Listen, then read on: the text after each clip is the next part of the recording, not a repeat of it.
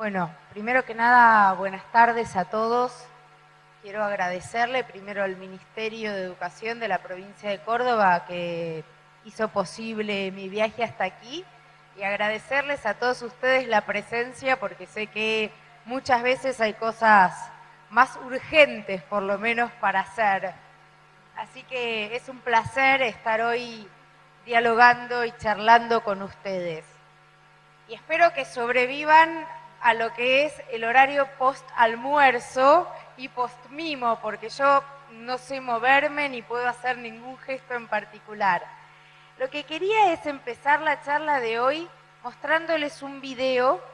Es un video que bajé de YouTube y que traduje muy rápidamente. Tiene algunos minimísimos errores en tiempos verbales porque se lo decía a mi secretaria y estaba apurada porque quería llegar con el videíto para hoy. Así que lo sabrán disculpar. Y simplemente lo que quiero es que miren el video. No vamos a hablar, no vamos a hacer nada y después del video vamos a empezar el diálogo. Pero es un video que trabaja o versa sobre qué significa la sociedad del conocimiento hoy. Así que yo me voy a sentar con ustedes a mirar el video.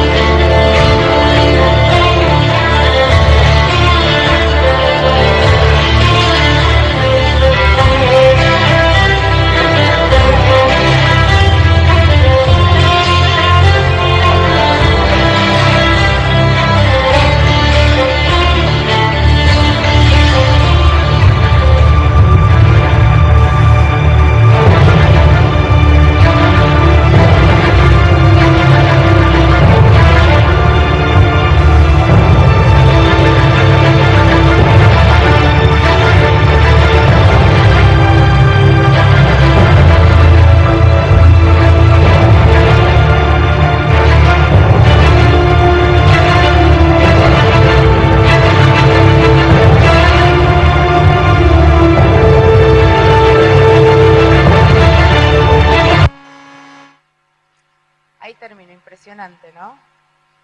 1 de cada 8 parejas se conoce en Internet.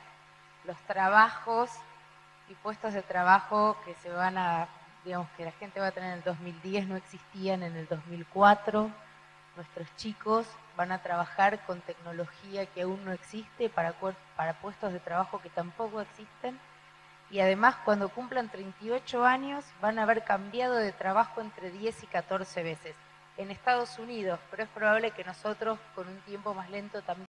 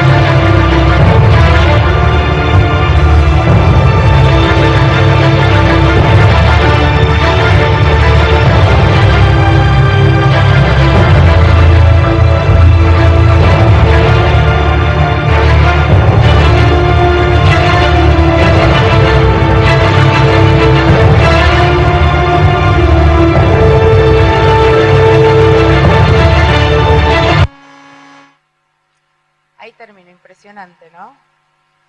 1 de cada 8 parejas se conoce en Internet.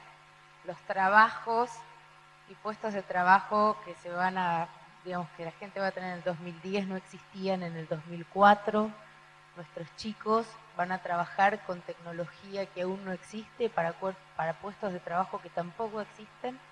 Y además, cuando cumplan 38 años, van a haber cambiado de trabajo entre 10 y 14 veces. En Estados Unidos, pero es probable que nosotros, con un tiempo más lento, también estemos acelerando estos cambios. Y entonces la pregunta de la charla de hoy es: ¿qué hacemos nosotros para educar a estos niños en esta sociedad? No necesariamente para que se adapten a esta sociedad, pero para que puedan adaptarse si quieren, para que puedan criticarla si quieren, para que puedan vivir en esa sociedad. ¿Qué tenemos que hacer nosotros en la educación media? Entonces, la charla de hoy, lo que yo quería traer y trabajar con ustedes es ver cómo juntamos 3 variables: sociedad del conocimiento, juventud y educación media. Así que vamos a empezar entonces, si les parece, con el PowerPoint. ¿Dónde está mi...? Acá está. Listo. Una vez instalado esto, yo tengo nueva tecnología, así que espero poder arreglarme. Bueno, esta básicamente es la estructura de la presentación. Lo que yo quiero es, en la primera parte, charlar con ustedes sobre qué es la contemporaneidad y qué nuevos desafíos tiene hoy el nivel medio. En la segunda, hacer un diagnóstico sobre el nivel medio en nuestro país. Y en la tercera, hacer algunas propuestas de mejora. ¿Qué podemos hacer y qué significa hoy una buena escuela media? ¿Qué rasgos tiene esta sociedad del conocimiento que estamos viviendo? Además de todo lo que recién vimos en el video. En principio, es una sociedad que tiene al uso intensivo del conocimiento como factor primordial de la producción. Eso define lo que llamamos como sociedad del conocimiento. Y en este sentido, el conocimiento es uno de los bienes más preciados de nuestra sociedad.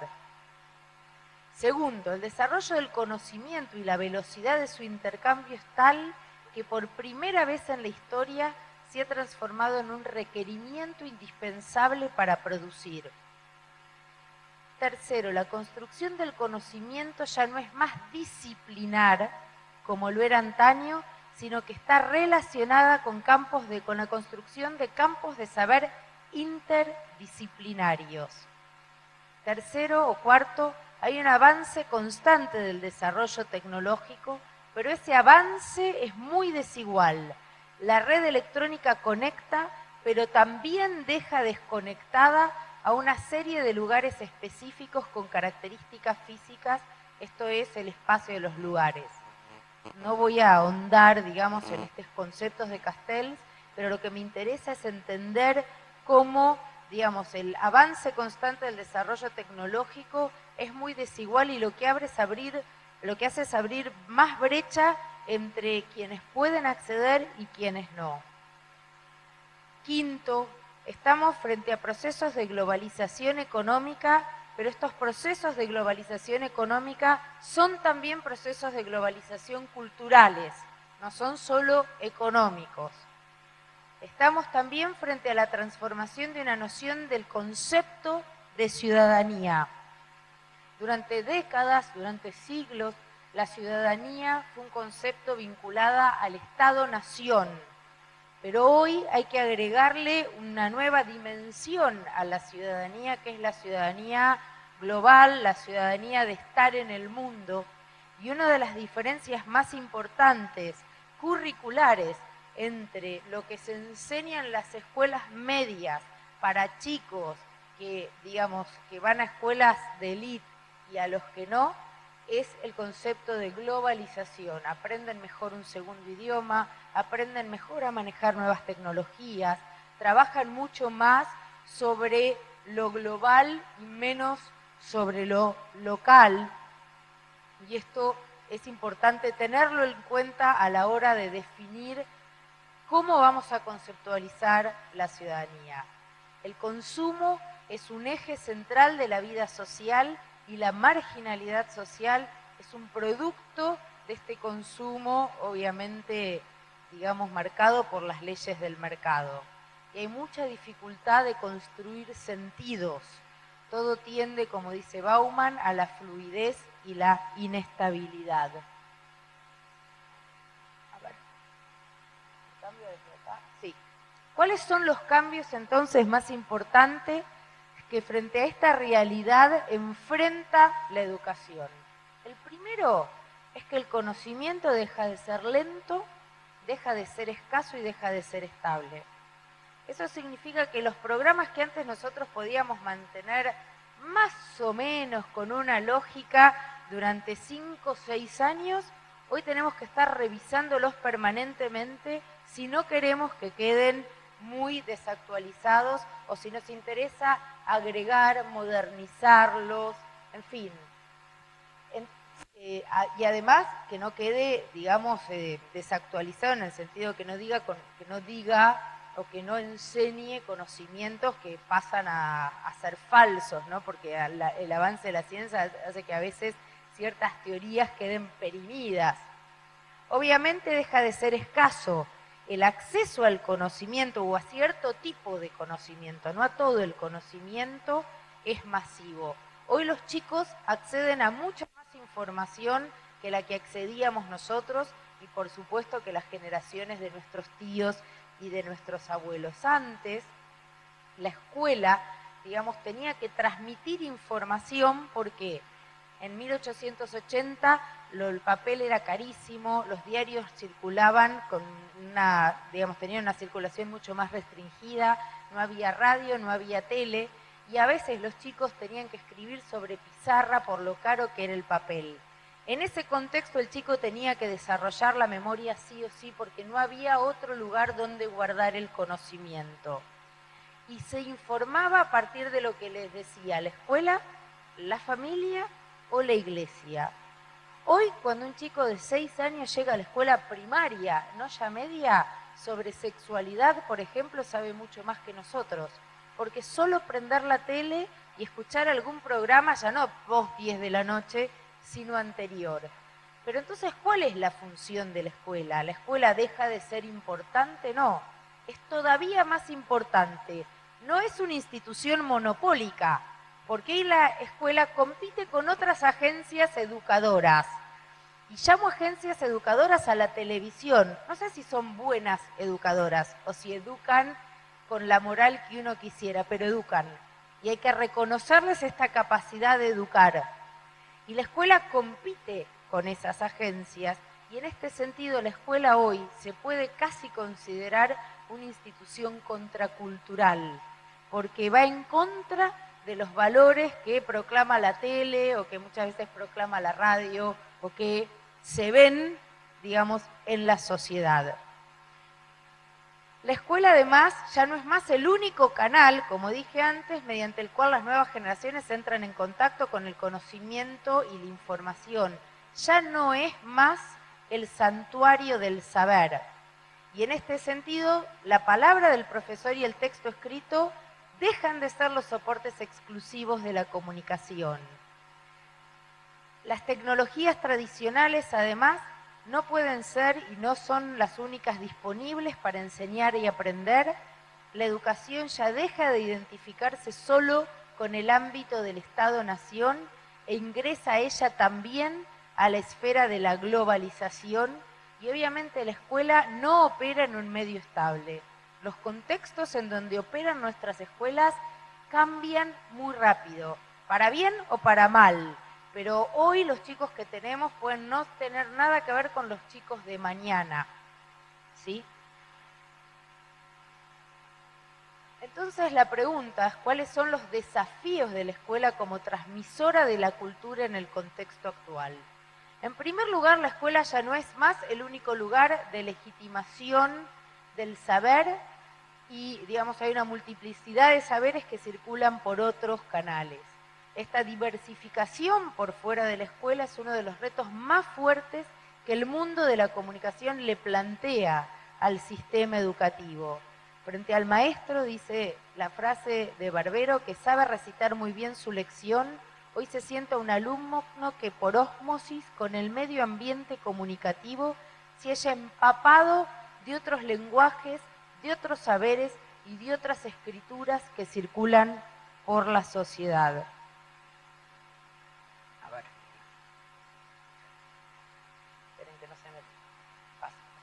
Gracias. Entonces la pregunta es, ¿qué rol tiene la escuela? Aún asumiendo que la escuela no posee el monopolio, sigue siendo el ámbito privilegiado para adquirir más que competencias, las capacidades. Me interesa una palabra que se está usando acá en el área de currículum, me parece una palabra interesante y que saca ese sesgo un poquito desagradable de la palabra competencia, que digamos, el concepto de competencias no debería tenerla, pero uno no puede evitar asociarlo, ¿no? Entonces, preferiría hablar de construcción de capacidades y habilidades necesarias para manejarse en el mundo actual. La escuela sí tiene un monopolio. La escuela es la única institución que le enseña a nuestros chicos la cultura letrada. Ninguna otra institución les enseña a trabajar con libros, les enseña a producir texto escrito, les enseña a entender lo que leen. Eso sí es monopólico en la escuela. Y sobre eso hay que trabajar fuertemente, porque es una de las capacidades, digamos, que mejor deberían o que más deberían adquirirse.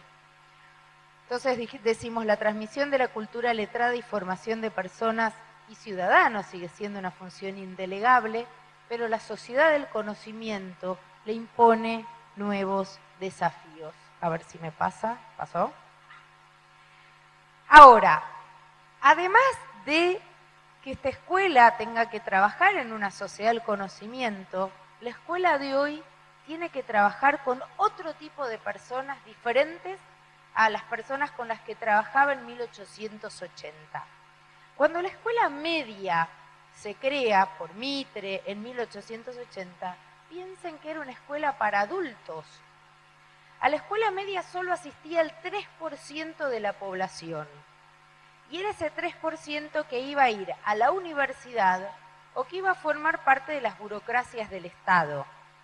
Pero la escuela media solo pretendía ofrecer una formación académica, porque no había adolescentes. A los chicos se les pasaba del pantalón corto al largo y entonces los chicos tenían que pasar a ser adultos. La escuela media no se proponía formar integralmente a las personas, ni trabajar con problemas de discriminación, ni resolver cuestiones vinculadas a identidades juveniles, porque ni siquiera existía el concepto de adolescentes. Entonces, claro, nosotros tenemos un problema, porque nosotros trabajamos en una escuela estructurada, pensando en 1880, pero con chicos del 2010, del 2009, digamos, y para chicos que van a trabajar en el 2020 para puestos de trabajo que todavía no sabemos cómo son.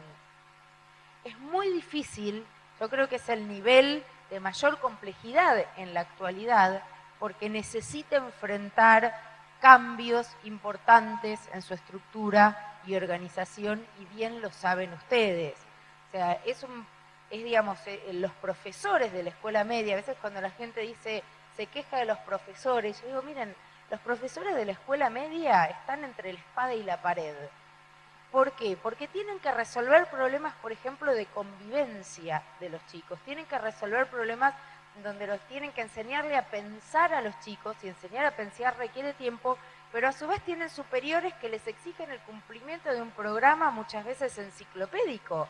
Entonces se debaten entre correr, no cumplir con el programa, y se los pone en un lugar muy complejo y muy complicado.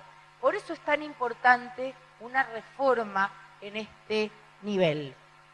Pero además, porque están trabajando con chicos diferentes, con adolescentes que, digamos, son muy diferentes a aquellos que se ponían el pantalón largo y eran considerados adultos. ¿Qué características tienen estas identidades juveniles?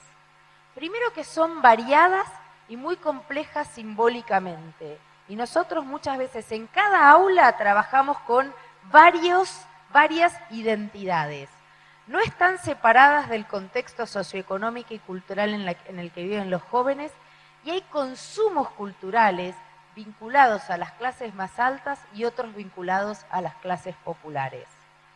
Además, estas manifestaciones culturales que distinguen, digamos, a tribus urbanas o a chicos de clase alta y clase media, deben entenderse no como fenómenos menores, sino como una característica fundante de la construcción de los sujetos jóvenes en estos tiempos. En un contexto de incertidumbre, en una sociedad en riesgo, estas identificaciones les permitirán construir un sentido y una posición en un mundo que parece muy amenazante para ellos. La construcción de identidades juveniles tiene un sentido muy importante en la posibilidad de construir la propia persona a lo largo del tiempo. La construcción de identidades juveniles los resguarda a los niños, a los adolescentes, de un mundo que efectivamente se presenta como amenazante. La pregunta es, ¿qué hacemos nosotros con estas identidades juveniles? Yo no sé si ustedes tuvieron la oportunidad, pero si no, les recomiendo, antes que salga de cartel, de ir a ver una película que se llama Entre los muros. ¿Alguien la vio? Bueno, no se la pierdan. La verdad es que ganó, creo que ganó el Festival de Cannes del año pasado, y habla sobre un profesor de educación media que tiene que lidiar con niños de una escuela de inmigrantes en Francia y no sabe cómo hacer. Y el profesor, en la primera clase, hablando de identidades juveniles, llega y trata de enseñar francés. Entonces utiliza un nombre común, no sé, entonces pone: Jacques va a comprar uvas al supermercado. Está tratando de enseñar el futuro, ¿sí? El tiempo futuro. Entonces una chica levanta la mano y dice: ¿y usted por qué siempre usa esos nombres prototípicos que nosotros no tenemos en esta escuela? ¿Por qué nunca? Y empiezan a decir nombres iraníes o nombres raros. ¿Por qué nunca un nombre como, no sé, o, digamos, sería como Pepe o Pedro? Y el profesor se queda claro, porque los chicos empiezan a sentir al profesor ese muy alejado. No le critican el ejemplo ni aprender el futuro. Le dice, ¿por qué el nombre de la persona que modela la oración no puede acercarse a su propia identidad, a su propia cultura, ¿no? Una de las manifestaciones, entonces, de esta diversidad es la emergencia de estas culturas juveniles, entre otras formas de identidad. Entonces vamos a definir identidad, digamos, y cultura. Entonces dice Reguillo Cruz, un autor muy interesante sobre este tema, que identidades juveniles refiere a la nominación genérica de la adscripción a una propuesta identitaria, por ejemplo, skinheads, punks, góticos, rockeros, ahora están los floggers, los otaku, en fin, hay una serie de identidades y dice que las adscripciones identitarias son los procesos socioculturales mediante los jóvenes se adscriben a ciertas identidades sociales y asumen ciertos discursos, cierta estética y cierta práctica. Y estos jóvenes construyen su identidad a partir de consumos culturales. No la construyen solamente ni principalmente a partir del lenguaje, sino a partir de consumos culturales. La mayoría de ellos producidos y en circulación a escala global. Entonces la consolidación de esta cultura global repercute en los modos de vida, digamos, en los patrones socioculturales, el aprendizaje y en la interacción social.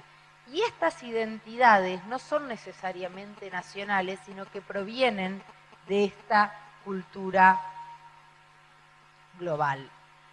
Entonces, claro, repasando un poco lo que dijimos, en el programa institucional fundacional de la escuela moderna, ella era un santuario. En la escuela se impartían los valores sagrados de la razón y la nación. Los alumnos eran sujetos de razón y los niños y los jóvenes debían dejar sus identidades, sus particularismos y sus problemas en la puerta de la escuela. Esto hoy es por lo menos, es imposible. No lo dejan en la puerta de la escuela, lo entran a la escuela. Y la pregunta es, ¿qué hacemos nosotros con eso? Y entonces Itenti hace un análisis muy interesante, porque dice, esto empieza a suceder, digamos, si esto se termina esta escuela como santuario, cuando se produce un proceso de masificación de la escuela media, e ingresan nuevos alumnos, e ingresan todos a la escuela, porque antes la escuela media era para el 3%. Hoy, según la Ley de Educación Nacional, debería ser para todos. No es para todos. Ahora vamos a ver por qué todavía no es para todos, lamentablemente. Pero ¿qué pasa? La masificación y el ingreso de nuevos alumnos que traen consigo sus identidades y sus problemas sociales, ¿sí?, que no están dispuestos a dejarlos en la puerta de la escuela, generan y chocan con las formas organizativas tradicionales de la escuela. Y cuando la distancia cultural entre la institución y los sujetos es tan fuerte, genera la exclusión de los estudiantes de los sectores más vulnerables a través de diversos mecanismos, muchísimas veces ocultos. Entonces, una escuela media que pretenda dejar fuera los problemas sociales de los estudiantes o que no dialogue con la cultura contemporánea, con las formas de pensar de los jóvenes y las identidades juveniles, va a ser sin duda una escuela expulsiva. ¿Qué debería brindar el nivel medio? Porque hasta acá dijimos, bueno, esta es la situación y sobre esto tenemos que trabajar. Pero ¿a dónde tiene que ir la escuela media? En principio, tiene que formar en competencias básicas, o lo que dijimos ahora, mejor capacidades básicas a nivel cognitivo, como la capacidad de efectuar operaciones con el tipo de conocimiento que circula en relación a las distintas disciplinas. Deben ser capaces de comprender, analizar, comparar información y aplicar conocimientos. Y acá me quiero detener. Ustedes dirán, esto es obvio. Todos hacemos esto. Pero yo les quiero contar los resultados de PISA. PISA es un examen, digamos, que se toma internacionalmente, que lo toma la OECD y que se tomó en Argentina en el 2001 y en el 2003. Los datos del 2003 son similares al 2001 y los 2001 me los acuerdo de memoria, así que se los voy a contar. Se toma a chicos de 15 años en comprensión lectora, en matemática y demás. Esto es en comprensión lectora. PISA mide de 1 a 5 sus resultados. 1 son los chicos que apenas comprenden un texto muy sencillo y 5 son los que comprenden textos de gran complejidad, ¿sí? Para la Argentina, tomado a chicos de 15 años, dio que el 44% de nuestros estudiantes sacó 1 o menos de 1. De ese 44%, 44% de nuestros chicos de 15 años, fíjense, la pregunta es ¿por qué? O sea, y tenemos que repensar qué es lo que estamos haciendo, dónde está el problema, cómo podemos mejorar, porque la pregunta es esa. El 21% de ese 44% sacó 1 y el 23% de nuestros chicos sacó menos de 1, es decir, que no comprenden ni siquiera un texto sencillo. Esta es la situación de la Argentina hoy. Entonces tenemos mucho por hacer en lo que, digamos, se llaman capacidades a nivel cognitivo. Obviamente tenemos que formar en capacidades destinadas al mercado laboral, pero que no son capacidades para un puesto de trabajo. Son capacidades para que ese adolescente, cuando entre al mundo de trabajo, pueda entender, pueda aprender solo las nuevas tecnologías, puede entender los códigos de los trabajos que van cambiando tan asiduamente, etcétera, etcétera. Obviamente capacidades para la socialización, el trabajo en equipo, la comunicación y la cooperación con otros es un ABC sobre el cual todavía no estamos trabajando bien. Pero no estamos trabajando bien no porque nuestros alumnos no puedan hacerlo porque no los dividamos en equipos, sino porque esto se aprende del ejemplo. Y todavía tenemos mucho trabajo nosotros como docentes para aprender a trabajar en equipo, para planificar y demás.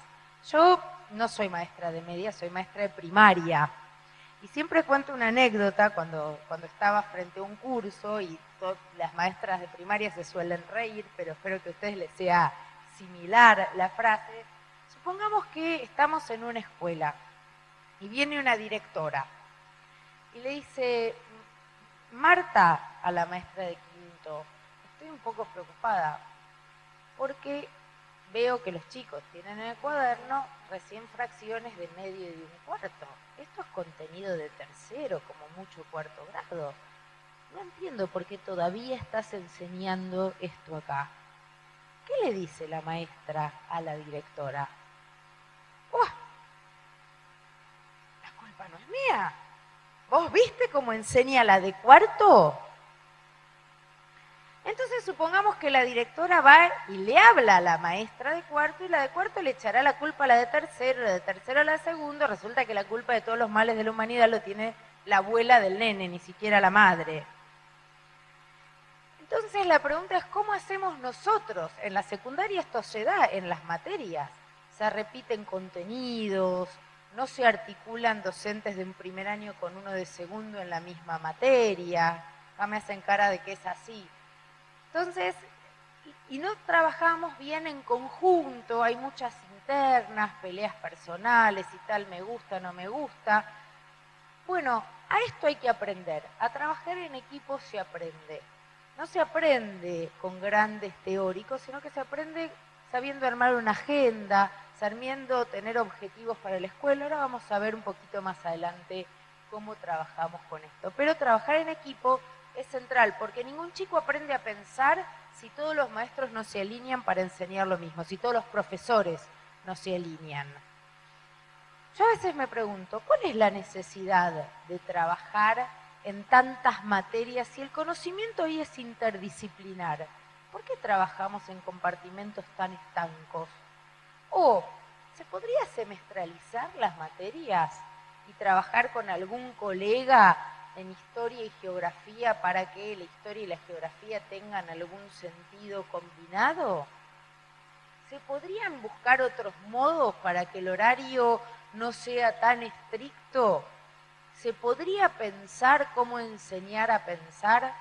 Porque lo que pasa si no, y esta es una pregunta que se las voy a hacer a ustedes, pero no hace falta, yo no la sé. Empiezo por decir, no sé la respuesta de la pregunta que les voy a hacer. Yo siempre les digo, muchas veces a los maestros de primaria, les digo, bueno, ahora sí, y se los digo a ustedes, levanten la mano, van a levantar solo los de historia, pero levanten la mano.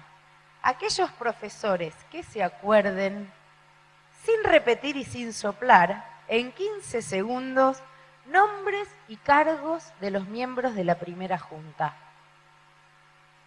Ahí hay algunos de historia, pero muy poquito, ¿no? Muy poquito. ¿Cuántas veces tuvimos todos que estudiar y repetir los nombres y los cargos de los miembros de la primera junta? ¿Verdad o no? ¿Para qué sirve aprender de memoria los nombres y los cargos de los miembros de la primera junta? Para nada. Pero sin embargo, hay otros contenidos que sí servirían. Por ejemplo, serviría saber la diferente ideología entre Saavedra y Moreno.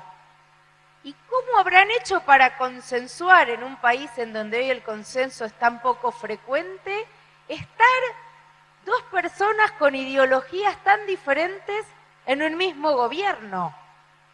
Serviría saber otra cosa. ¿Cómo? Por 10 meses nada más. Por 10 meses, tal cual, consensuamos acá. Pero serviría también, miren, yo daba clase en una universidad, hace un tiempo en una universidad pública, y daba historia de la educación argentina. Con alumnos de primer año de la universidad, empecé a hablar en un momento de lo que significa el contrato social. Bueno, y me refería al 25 de mayo y empecé a hablar de Moreno y los trabajos de Moreno y demás.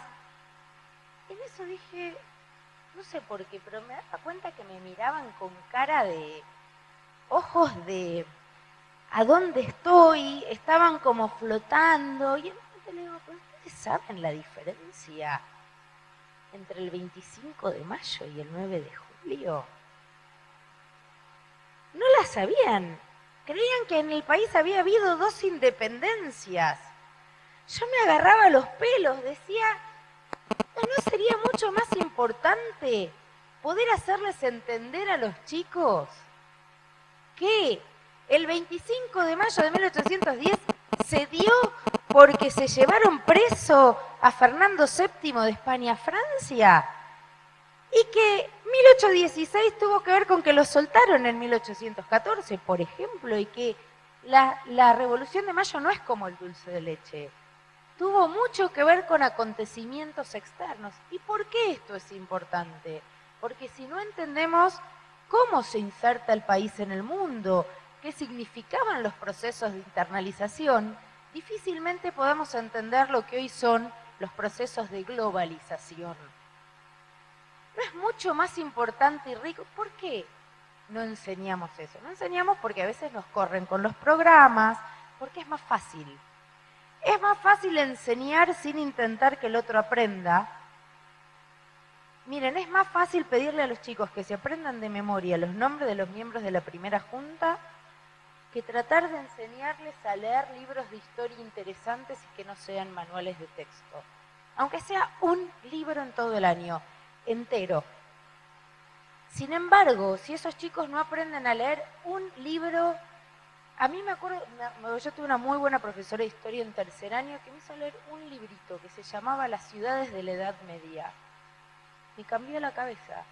Nunca más volví a ser la misma. Y tuve otra en tercer año que nos enseñaba literatura y quería hacernos leer Miguel de Unamuno. Y como no sabía cómo entrarle a Miguel de Unamuno, empezó una clase diciendo, ¿quién de ustedes cree en Dios? ¿Y quién no cree en Dios? Hizo un debate entre creyentes y no creyentes, y después nos contó que había una novelita muy interesante que por ahí nos podía gustar y nos podía ayudar al debate, que era San Manuel Bueno Mártir, de Unamuno, que versa sobre un cura que deja de creer en Dios. Y yo creo que llegué a mi casa y a las 3 horas la había terminado. Pero claro, esa profesora toma decisiones muy complejas de tomar, y tiene un director que le avala el tomar esas decisiones. La pregunta es cómo hacemos para trabajar en estas competencias, en estas capacidades que son verdaderamente importantes y que el nuevo currículum de Córdoba, es ese papelito de ahí, digamos que las acaba de resumir o que da 5 capacidades que me parece interesante leerlas, que dice que como capacidades fundamentales, comprensión y producción de textos orales y escritos. Y en general los chicos producen poco, escriben mal, digamos, la utilización verbal es terrible en los textos escritos, confunden, usan el habría, el hubiera no existe, para todo es habría, en fin, abordaje y resolución de problemas, este es otro tema.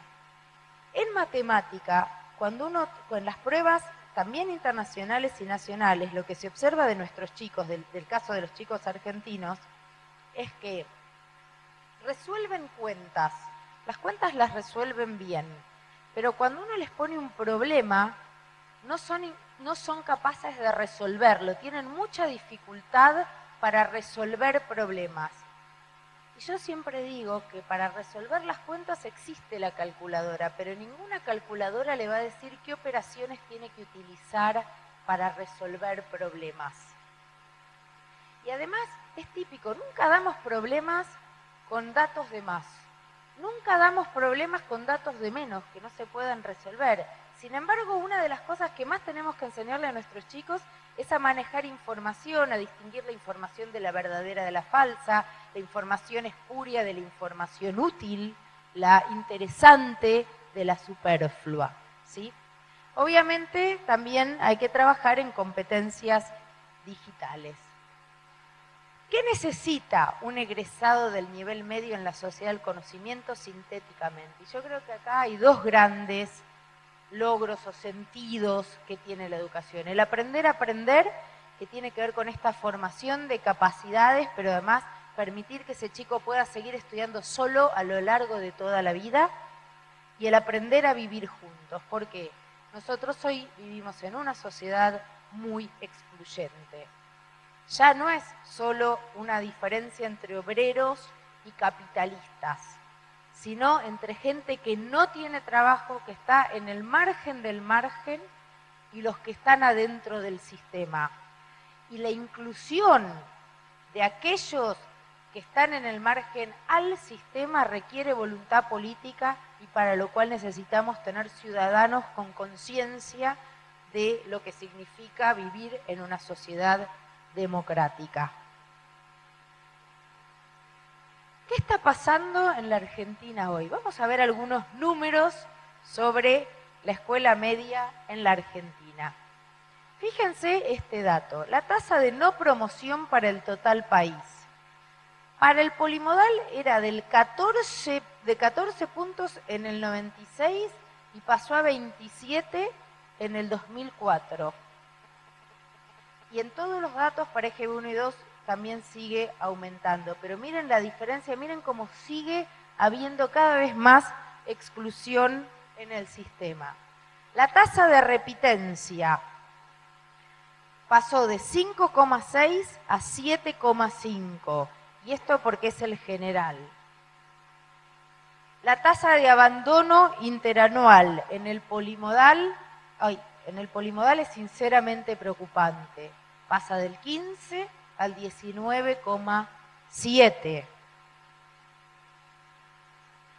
Fíjense acá un dato bastante terrible, porque el abandono y el problema de nuestro país es la desigualdad. Miren lo siguiente, el primer quintil de ingresos se llama al quintil de ingresos más pobres de nuestro país, ¿sí? O sea, el quintil de ingresos más bajo, la gente que menos ingresos tiene una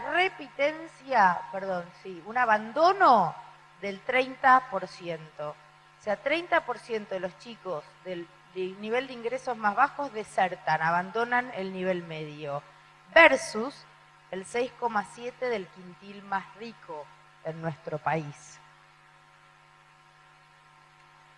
Y acá tenemos algunos datos comparativos entre países. Chile, Uruguay, México, Colombia, Argentina.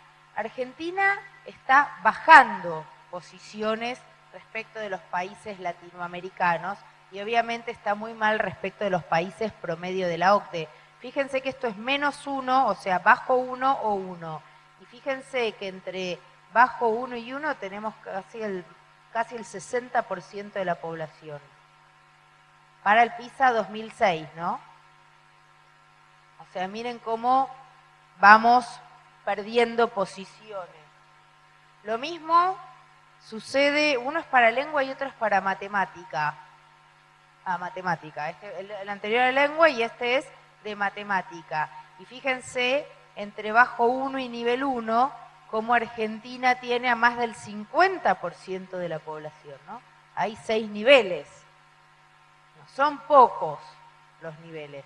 Bueno, más del 50% de nuestros chicos no saben prácticamente nada. Lectura, esto no lo dije ya. Entonces el otro era...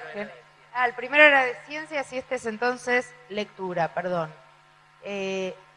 Fíjense, Argentina también más del 50, casi llegando al 60% entre nivel -1 y 1. Fíjense como Chile, que solía estar mucho peor, está mucho mejor, y lo que son los países de la OCDE, ¿no? Para tener una idea de dónde estamos parados. Ahí está. Bueno, pero además, Chile, entre los puntajes del 2000 y el 2006, mejoró la performance, o sea, mejoró 33 puntos que no se sabe bien qué es. Argentina empeoró entre el 2000 y el 2006. Resultados de los ONE. Los ONE son los operativos nacionales de evaluación de calidad, para que tengamos alguna idea. Bueno, estos son, digamos, porcentaje de alumnos de grado 12 en el desempeño alto y medio en lengua. Córdoba anda bien, está en las provincias por sobre el promedio, eso para que se sientan un poco bien. No la traje acá, pero está en las provincias de mejor rendimiento del país, digamos, las peores son Chaco, La Rioja y Santiago.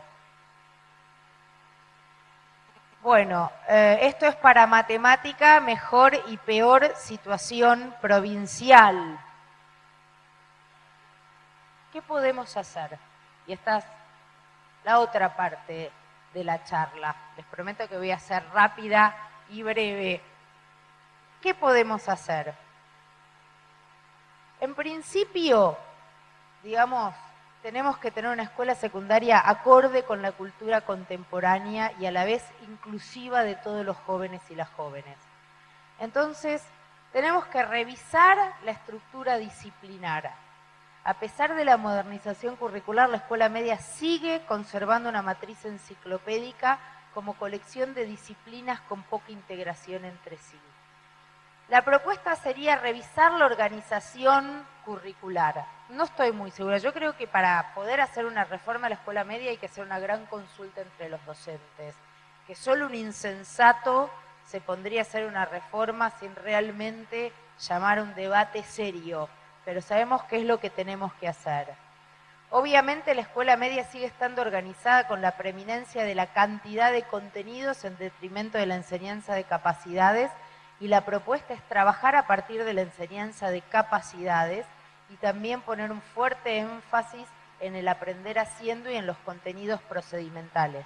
Ciencias naturales, yo soy muy amiga de uno de los grandes científicos, discípulo de Hussein, que hoy lamentablemente vive en México y se fue durante la dictadura, que se nacionalizó, digamos, ahora tiene doble nacionalidad, ganó el Premio Nacional de las Ciencias Mexicanas.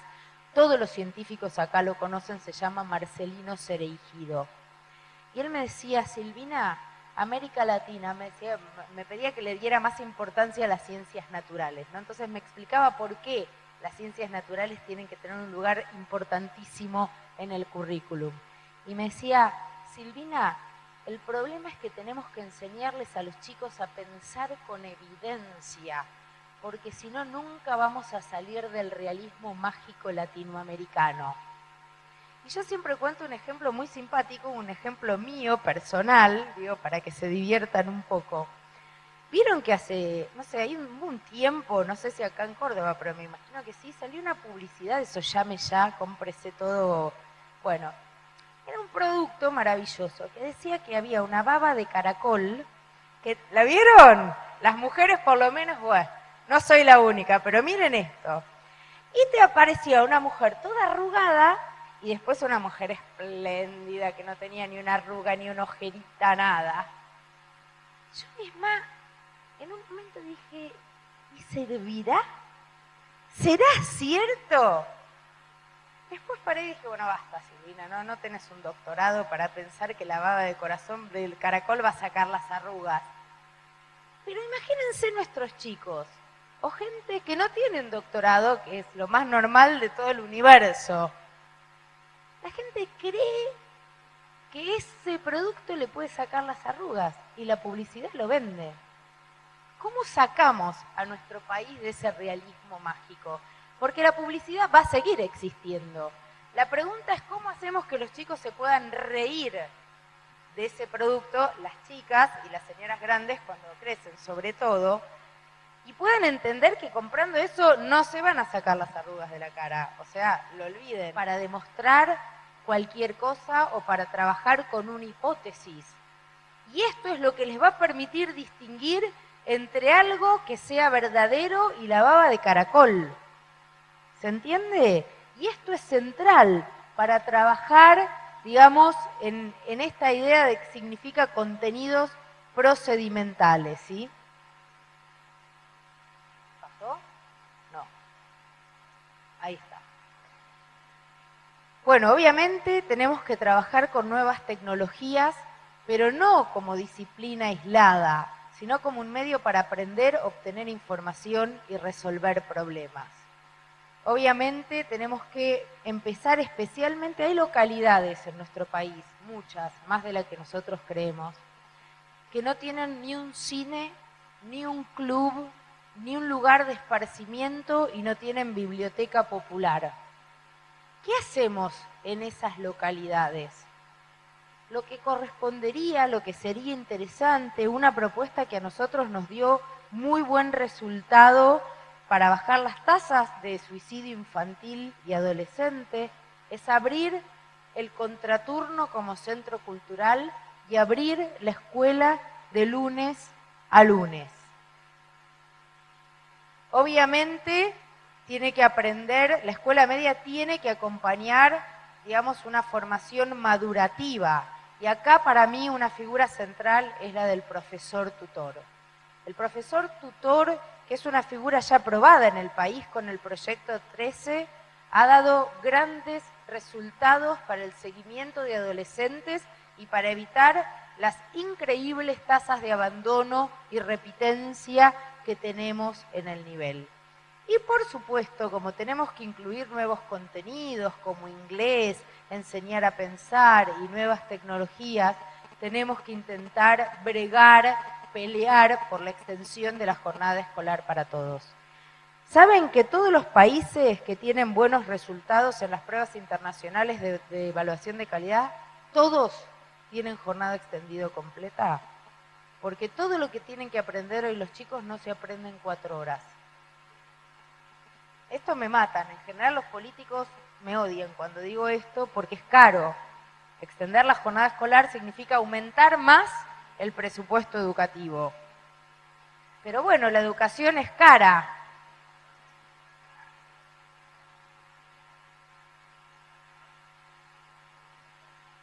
Bueno, pero ahora vos dejame terminar y después le vamos a dar lugar a preguntas y vamos a bregar para que vuelva el sistema de tutorías. Porque sí, el tutor, el profesor tutor, como dijo acá la colega, es, digamos, central para el acompañamiento de los adolescentes y bajar la repitencia. Y entonces, para ir terminando, la última pregunta es: ¿qué es una buena escuela? ¿Y cómo definimos y miramos una buena escuela?